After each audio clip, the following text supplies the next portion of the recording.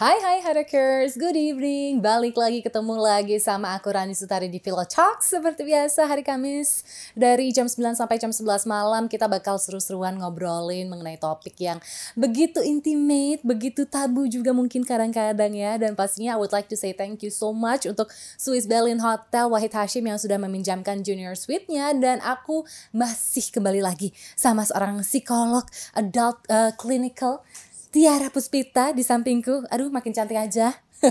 Hai Rani, hai Hard Rockers, ketemu lagi ya. Ketemu lagi ya. Aduh, kalau minggu lalu itu kan kita ngebahas mengenai Tiara yang seorang premarital counselor, ya kan. Jadi konseling sebelum menikah, persiapannya apa aja sebelum menikah dan lain-lain. Tapi sebenarnya gak usah jauh-jauh dulu deh kita ngomongin nikah, Tiara. Soalnya yang malam ini mau gue bahas itu adalah hubungan kita sama orang tua kita sendiri. Terutama adalah daughter and father. Ini kan biasanya banyak yang bilang gitu ya, kalau cowok itu nyari pasangan yang mirip sama ibunya, ya kan? Yes. Tapi kadang-kadang ada kemungkinan juga tuh yang namanya perempuan gitu nyari pasangan yang mirip sama bapaknya. Itu benar gak sih Tiara? Bisa terjadi kayak gitu tuh kenapa? Iya, karena sebetulnya hubungan anak dengan anak perempuan dengan ayahnya itu sebetulnya sangat meaningful, tapi jarang terbahas ya. Iya, gitu ya. betul. Karena mungkin karena gini kali ya, mungkin banyak di berbagai society sebetulnya nggak cuma di Indonesia saja gitu ya. Ayah itu kan mungkin memiliki apa ya, ekspektasi tertentu dan mungkin gaya bahasa bicara komunikasinya juga mungkin berbeda gitu ya dengan kalau misalnya ke anak perempuan dengan ke anak laki-laki gitu. Padahal sebetulnya ini memiliki impact yang sangat besar, kualitas hubungannya itu memiliki impact yang sangat besar dalam kehidupan seorang anak perempuan. Karena apa? Karena sosok ayah ini kan kalau kita bayangin seorang anak perempuan dengan ayahnya, ayah itu kan sosok yang harusnya bisa melindungi, harusnya bisa memberikan arahan, mengayomi gitu ya. Kalau mungkin ibu menjadi apa ya, sumber kasih sayang, kalau ayah mungkin sebagai arahan gitu ya, mungkin aturan-aturan segala itu kan juga mungkin diberikan oleh ayah gitu, gambaran ke depan future itu seperti apa gitu ya. Jadi kalau misalnya si anak perempuan ini merasa aman, merasa nyaman dengan orang tuanya, khususnya dengan ayah, dia juga cenderung pada saat dewasa dia tahu tuh hubungan yang sehat dengan laki-laki itu seperti apa sih. Gitu. Jadi sosok yang aman tuh yang seperti apa sih? Hubungan yang aman dan nyaman, yang stabil seperti apa gitu. Apa bisa di hubungan itu aman dalam artian stabil tidak hubungannya gitu. Atau terkadang mungkin situasi-situasi kalau misalnya hubungannya dengan ayah juga mungkin kurang stabil, ada gejolak-gejolak gitu ya. Hubungan dengan pasangan seperti apa ketika dewasa? Nah, itu juga bisa seringkali berpengaruh tuh di situ. Gitu. Jadi seru nih ya kan? Gitu. Soalnya kan biasanya yang terbahas gitu. Wah, nanti kalau udah menikah, udah punya anak, hubungan yang paling erat dan baik adalah hubungan antara ibu dan anak gitu ya. Tapi ternyata sebenarnya hubungan bapak sama anak perempuan justru ini ngefek banget ya. Karena ya kita bisa bilang gitu, mungkin yang namanya bapak biasanya kan katanya lebih dekat sama anak laki-laki karena mungkin lebih banyak kemudahan dalam berkomunikasi, kesamaan juga.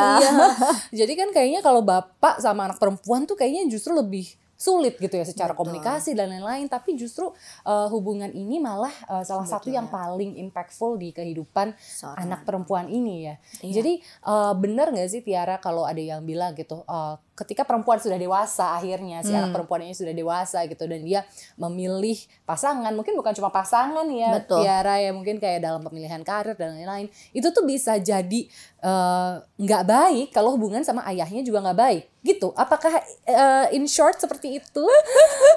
itu ya mungkin ya bisa dibilang seperti itu ya, karena gini, karena banyak juga nih kasus-kasus yang ternyata dalam pemilihan, kita nggak cuma ngomongin soal pemilihan pasangan lah gitu ya, tetapi juga pemilihan karir, pemilihan pekerjaan dan sebagainya. Sejauh mana sih edukasi anak perempuan ini akan berjalan, itu kan juga dari ekspektasi dari orang tua atau mungkin dari hubungan komunikasi dengan orang tua juga gitu. Dan kita ngomongin di Indonesia aja aja deh gitu ya. Walaupun nggak semua kasus ini terjadi seperti ini, tetapi kebanyakan kan ayah menjadi figur yang penting sebagai kepala keluarga gitu ya, yang artinya memiliki figur yang penting, menjadi figur yang penting dan dalam pembuatan keputusan si anak gitu ya, mau masuk sekolah mana gitu kan, jurusannya apa. Lalu kemudian harus kayak papa nih, kedokteran gitu kan, harusnya apakah anak ini dibimbing atau diharapkan untuk menjadi protege dari bapaknya gitu, misalnya meneruskan gitu ya. Ini ada juga yang seperti ini gitu, klienku yang anak ini menjadi satu-satunya penerus dari si bisnis keluarganya gitu, bisnis ayahnya gitu. Padahal sebenarnya mungkin si anak mungkin gak terlalu enjoy banget gitu, tapi akhirnya ditanamkan seperti itu adalah itu jadi satu tanggung jawab gitu yang diemban gitu. Nah, ini sesuatu yang betul-betul mempengaruhi banyak hal dalam kehidupan seorang anak perempuan, dan oleh karena itu penting sekali nih untuk punya hubungan yang sebetulnya baik dengan ayah gitu. Dan sebetulnya dua arah sih harusnya seperti ini gitu, karena pengambilan keputusan khususnya setelah dewasa, mungkin kalau masih kecil mungkin kita ya udahlah tinggal ngikut ayah gitu kan. Tetapi seiring dengan berjalannya waktu si anak ini kan beranjak dewasa. Ketika beranjak dewasa terutama kita banyak juga mengambil keputusan di luar dari apa yang diberikan oleh orang tua gitu. Terkadang orang tua nggak bisa menentukan kamu harus menikah dengan siapa gitu kan ya. Keputusan yang kamu ambil untuk menikah dengan si A, si B itu adalah keputusan yang kamu ambil sendiri gitu. Tetapi kan terkadang itu juga ada kaitannya dengan ekspektasi, dengan harapan-harapan orang tua dan sebagainya. Dan untuk itu makanya penting juga untuk memiliki hubungan atau komunikasi yang baik juga nih dengan ayah gitu. Jadi ternyata pengaruh dari hubungan baik atau buruknya dengan ayah sama anak perempuan ini sebenarnya kemana-mana ya. Kemana-mana. Iya, jadi kayak tadi pemilihan karir, terus pemilihan mungkin tadi yang masih kuliah ya jurusan kuliah dan lain-lain, sama yang paling penting mungkin memilih pasangan itu sendiri ya. Betul. Sebenarnya ada teorinya nggak sih Tiara gitu? Karena kan kita dari tadi ngebahas semacam contoh kasus gitu ya. Mungkin kalau kebanyakan di Indonesia karena memang ada kultur patriarkis gitu. Jadi kayaknya ho gitu ya, jenje gitu aja sama papanya gitu kan. Tapi sebenarnya ada teorinya nggak sih? Gimana si hubungan ayah dan juga anak perempuan ini benar-benar sengefek itu? Katanya ada beberapa tipe atau macam ayah ya. Iya, ini memang ini menjadi satu topik yang menarik sekali karena ini ada satu peneliti dan psikolog juga namanya Victoria Sikanda ini, dia yang membuat buku tentang si women and their fathers. Ya, nah, ini topik di situ dia ngejabarin tuh jenis-jenis tipe-tipe ayah gitu ya. Ada tipe ayah yang good enough gitu. Good enough tuh artinya bukan artinya biasa-biasa aja, tapi justru baik dalam artian mampu memberikan arahan, struktur yang dibutuhkan di dalam keluarga gitu ya, tapi juga memberikan perhatian dan kedekatan yang cukup. Artinya nggak terlalu manjain, tapi nggak terlalu otoriter gitu ya. Jadi porsinya pas nih. Porsinya pas gitu. Jadi dalam porsi yang pas. Ada yang doting tuh lebih ke arah anak perempuanku dimanja abis-abisan, dikasih semuanya, princess gitu ya. In a way itu sebenarnya anak perempuan seneng banget gitu kan di-treat. Tapi pada akhirnya itu juga perlu hati-hati karena kalau misalnya terlalu nyaman dengan ayahnya, nanti berarti ketika biasanya nih nggak selalu sih, tetapi biasanya mungkin akhirnya dalam membuat keputusan memilih pasangan, sebaik bapak gue nggak ya, sebisa memanjakan itu nggak ya, bisa men-treat gue kayak princess nggak ya gitu ya, standarnya jadi ketinggian gitu ya gitu ya. Tapi in a way juga akhirnya terkadang bisa jadi ketika dimanjakan habis-habisan, akhirnya anak itu juga jadi nggak bisa mengeksplor dunianya sendiri dengan resiko-resiko yang ada gitu. Karena sudah terbiasa dalam comfort zone. Nyaman dengan segala kemudahan perawatan yang diberikan oleh ayahnya gitu. Jadi kayak justru malah takut untuk beranjak ke dunia luar yang real life gitu ya maksudnya. Atau bisa jadi ya akhirnya terus menerus di dalam kungkungan orang tua atau ayahnya seumur umur gitu maksudnya. Gitu. Jadi perlu hati-hati juga nih, walaupun dimanjain enak gitu ya, tapi kita bisa nggak ketika menghadapi pasangan atau ketika pasangan kita mungkin tidak bisa memberikan yang sebaik atau belum bisa memberikan yang sebaik dari apa yang diberikan oleh ayah kita, apakah bisa kita beradaptasi dengan itu? Nah itu sih itu. Nah kemudian juga ada yang distant gitu ya, physically ada gitu ya, pulang ke atas segala macam, tapi emotionally distant. Wah, mentally nggak hadir dan emotionally nggak hadir di rumah ya. Yang penting bapak itu keluar dari pagi sampai sore cari kerja, cari makan, cari uang. Ini banyak kan seperti ini gitu. Nah akhirnya si anak juga jadinya pingin deket tapi nggak tahu gimana deketnya gitu kan, atau mungkin kayak mungkin jadi takut gitu ya, misalnya takut untuk membuat keputusan, takut untuk misalnya membuat kesalahan misalnya gitu juga, dan apa namanya ya tergantung juga sih dari respon atau reaksi ayahnya. Tapi ketika yang emotionally distant ini biasanya mungkin si anak jadi sulit untuk belajar hubungan yang aman, dekat secara emosional tuh seperti apa sih dalam pemilihan pasangan nantinya.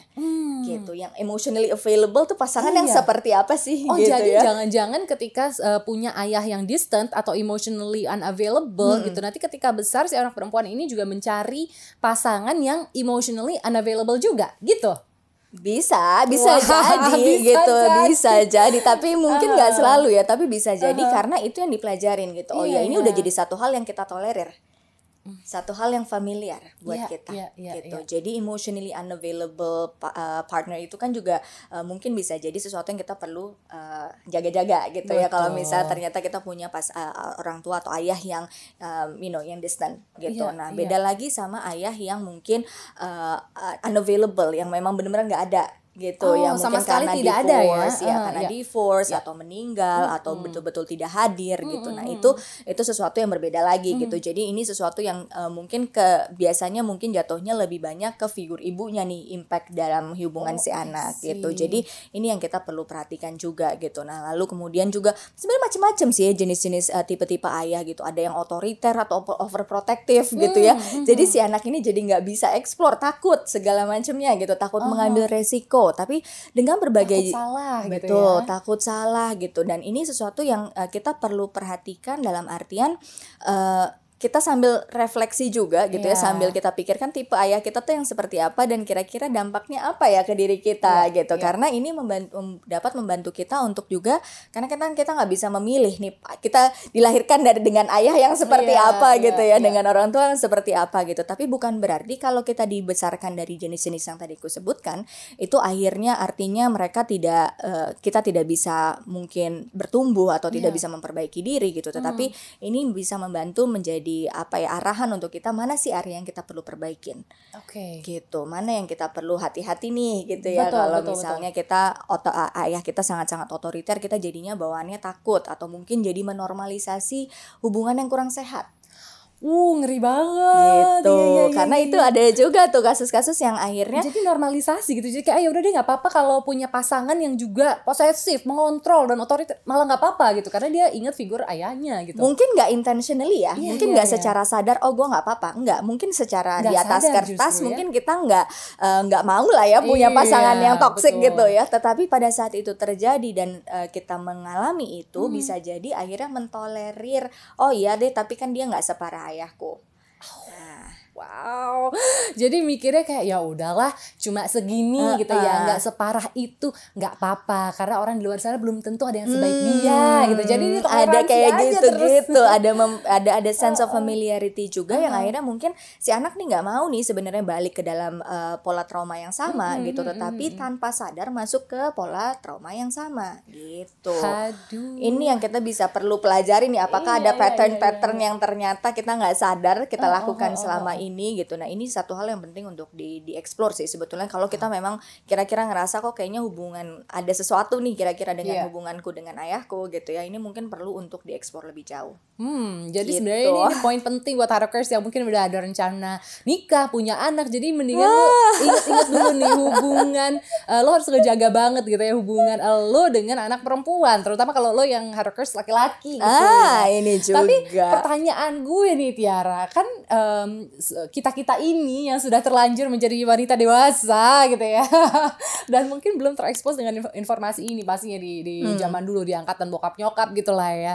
Nah itu gimana, kita sudah terbentuk dan mungkin telat sadarnya ya kan, ternyata punya hubungan yang nggak baik, kurang baik, atau benar-benar sama sekali nggak punya hubungan dengan ayah gitu misalnya. Itu terus gimana dong ya kalau mencari solusinya gitu misalnya.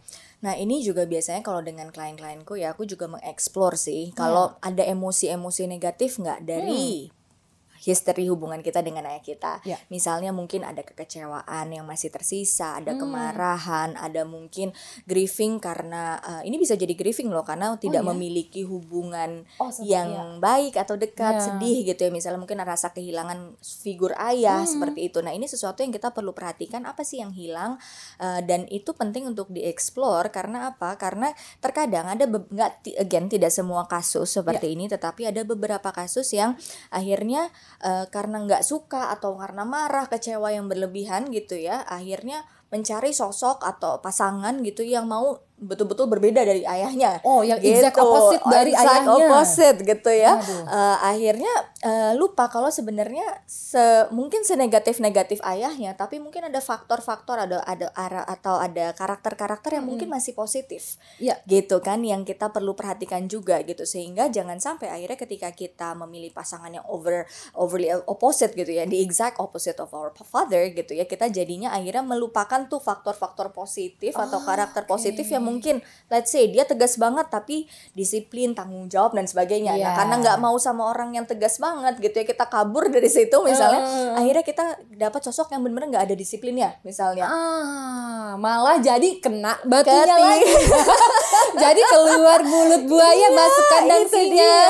Itu dia. Jadi penting untuk itu ketika kita menyadari mungkin ada isu atau ada perasaan yang kuat terhadap khususnya secara negatif terhadap salah satu figur dari orang tua kita, khususnya dari ayah gitu ya. Dalam proses pemilihan pasangan kita bisa sebelum memutuskan untuk menikah nih, ini jauh nih ya. Mungkin bisa dieksplor satu individually dulu, ini pasangan saya dengan ini ayah saya seperti apa, ini saya dinamikanya dengan pasangan saya seperti apa, dan ini bisa dilakukan sebenarnya counseling mandiri individual tanpa harus dengan pasangan sih sebenarnya, supaya kita juga bisa reflect sendiri nih impactnya ketika pasangan saya kayak gini, reaksi kita nggak jadi akhirnya muncul the way kita ngerespon ayah kita misalnya. Itu bisa juga. Kenapa ya gitu. Jadi misalnya ada klienku yang kenapa ya Tiara ya kalau saya tuh pasangan saya ngomong kayak gini, so saya bawaannya kok kayaknya ke-trigger inget sama ayah saya. Atau ingat sama ibu saya gitu ya reaksinya. Nah, ini sesuatu yang mungkin nggak disadarin, dan ini kan kaitannya antara dia dengan traumanya dia. Jadi sebenarnya masalahnya bukan dia dengan pasangannya, bisa jadi malah jadi dia dengan trauma dengan orang tuanya yang belum selesai gitu. Jadinya makanya biasanya ini sesuatu yang kalau kita melihat nih dalam kita mungkin ada trauma dengan orang tua, trauma dengan masa kecil kita gitu ya, atau hubungan kita dengan orang tua kita, dalam proses pemilihan pasangan atau dalam proses kita, atau misalnya yang sudah menikah pun gitu ya, misalnya gitu ya, ternyata kita melihat kok ada pola-pola yang serupa nih gitu ya. Nanti ini bisa sekali loh untuk melakukan konseling dan berdiskusi lebih lanjut tentang ini gitu, untuk mengeksplor dampaknya tuh sedemikian rupa nih kayaknya gitu untuk bisa mengeksplor lebih jauh di situ. Wow, jadi sebenarnya segitu ngefeknya ya hubungan antara ayah dan anak perempuan. Masalahnya ya tadi tuh ngefeknya kemana-mana, panjang gitu kan. Gue sih ngerinya aja nih buat Harukers yang mungkin lagi baru mencari pasangan atau justru lagi baru mau serius dengan pasangannya, jangan sampai lo mengulang tadi Tiara bilang ya, trauma yang sama dengan orang tua. Oh my god, ada lagi nggak sih Tiara contoh kasus yang mungkin cukup ekstrim gitu, yang kayaknya wah ini sebenarnya bisa dihindarin kalau gini. Itu tadi sempat ada yang sampai ekstrim itu, sampai karena pernah mengalami karena memiliki sosok ayah yang sangat-sangat otoriter gitu, sampai ada kasus kekerasan juga di dalam keluarga gitu ya. Kemudian sebenarnya si anak ini tidak mau memilih pasangan yang seperti itu, of course gitu ya, tapi turns out end up dengan pasangan yang seperti itu. Gimana bisa gitu. Jadi karena ada itu tadi, karena kita mentolerir dan mungkin tidak secara sadar gitu ya, tapi kita familiar gitu ya, nyaman, ada kenyamanan juga di situ karena mungkin pas lagi baik dia mungkin baik sekali gitu, ada kenyamanan itu, kita jadi kurang sensitif sama, kurang peka sama red flag yang mungkin buat orang lain udah jadi red flag, kita belum ngerasa gitu. Jadi agak enam di situnya gitu gitu, sehingga akhirnya tanpa sengaja, tanpa sadar masuk ke hubungan pola toxic relationship. Gue gitu. jadi punya pertanyaan lanjutan nih. Gimana ceritanya kalau kita itu yang mungkin tadi ya traumanya sudah terlalu dalam, akhirnya nggak sadar-sadar gitu. Mungkin padahal udah dikasih tahu sama teman, itu red flag kali, Bo, gitu kan ya. Tapi kita kayak mungkin karena kita juga nggak tahu gimana break the cycle-nya, atau kita juga nggak terlalu sadar, akhirnya kita tolerate terus gimana cara taunya gitu loh, Tiara, kayak ini nggak benar, gimana cara menyadarkan dirinya, karena kadang-kadang ya namanya udah cinta, tutup mata, tutup telinga, udah dikasih tahu ini red flag, tapi mungkin dia pikir wow ini bendera merah gitu ya, menyenangkan gitu. seru gitu, kayak karnaval gitu kan. Nah ini sebenarnya mungkin gini ya, dan biasanya terkadang teman-temannya juga udah ngingetin sampai capek. Iya, gitu kan. Jadinya dong? mungkin ini yang perlu dilatih. Kalau misalnya kamu termasuk hard rockersnya, termasuk yang kebetulan nggak sengaja udah diingetin masih aja kejeblos gitu ya. Nah ini sesuatu yang mungkin bisa diingatkan. Anggap aja mungkin walaupun belum tentu temennya pasti 100% benar gitu ya, tetapi baiknya kita konseling lah gitu ya dengan sosok yang netral, yang bisa bisa berdiskusi secara netral juga tanpa ada emosi. Kan kalau misalnya mungkin temen kan, kalau misalnya kita sebagai temen kan bawaannya nggak terima juga ya temennya digituin gitu kan ya.